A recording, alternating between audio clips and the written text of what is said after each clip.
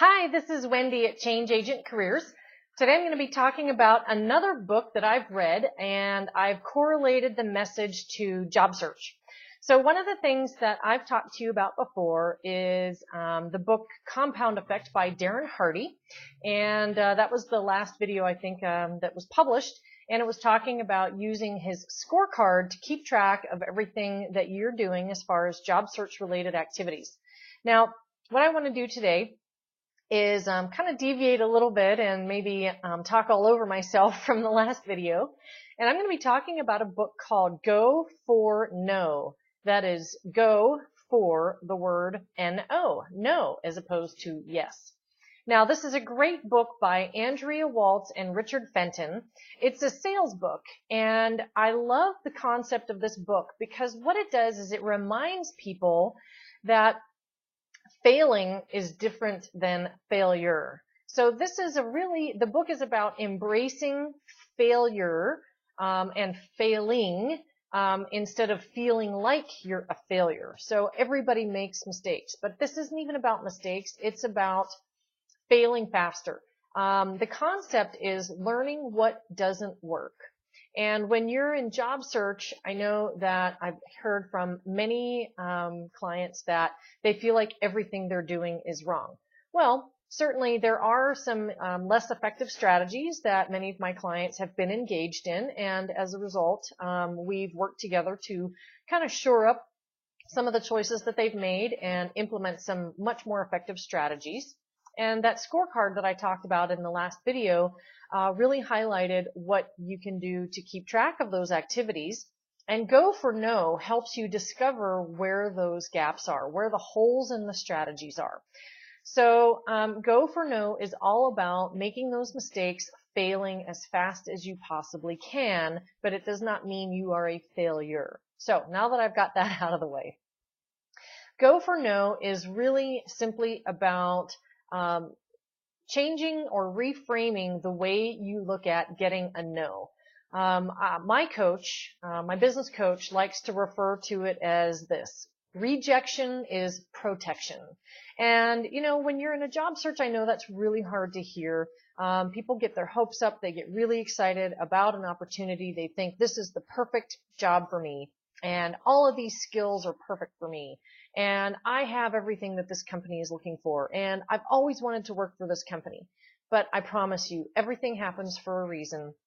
And when you get turned down for a position, it's because there's something out there that's better for you. I know that's hard to hear. Trust me. I've been there. I've been in those positions where I've been told no. As a business owner, I sit in front of prospects all the time who tell me no, even though they know they want to, they know they need to, blah, blah, blah, blah, blah, right? Rejection is protection, whether you're on that side of the table or this side of the table. So getting back to the book, Go for No.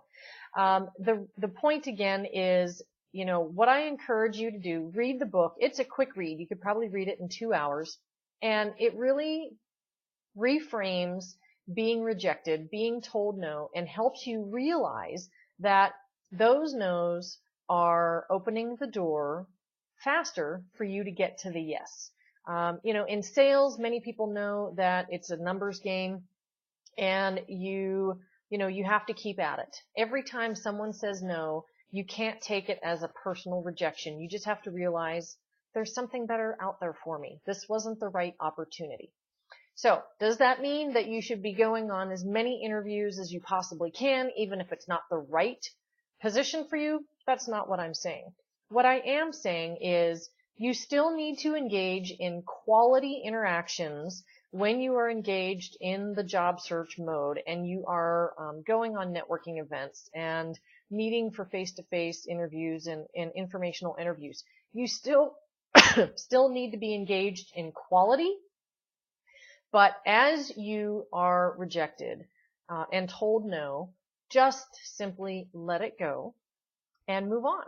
And in fact, one of the things that I'm going to encourage you to do is set getting a no, getting a rejection from that person as kind of a goal with the interaction. And then that way you will have already set the expectation that you're not going to get a yes. You're not going to get an invitation for an interview, or you're not going to get a door opened for you. And it's, you turn it around, turn it into a game of how many no's can you get as opposed to how many yeses. Because then when you do get the yes, you're like, I need to go out and get more no's because I wasn't supposed to get a yes today. I was supposed to get 10 no's or 5 no's or 3 no's or whatever. So, it's an interesting way of flipping things around and really turning them on their head. If you'd like to get a little bit more information about this, I did write a blog post about it, and it's called Go for No in Your Job Search. So please visit my website if you haven't read this blog post, and it'll explain a little bit more. And also read the book with this in mind. It's a quick read, as I said. And what's the worst it could do? Well, it could give you a new perspective on being rejected and getting those no's. Okay, thanks so much for joining me on my YouTube channel. This is Wendy Nolan at Change Agent Careers. If you have not subscribed, please do. I would love to have you. And if you are not already on my email list, receiving my blog posts every week, please subscribe by going to my website, changeagentcareers.com.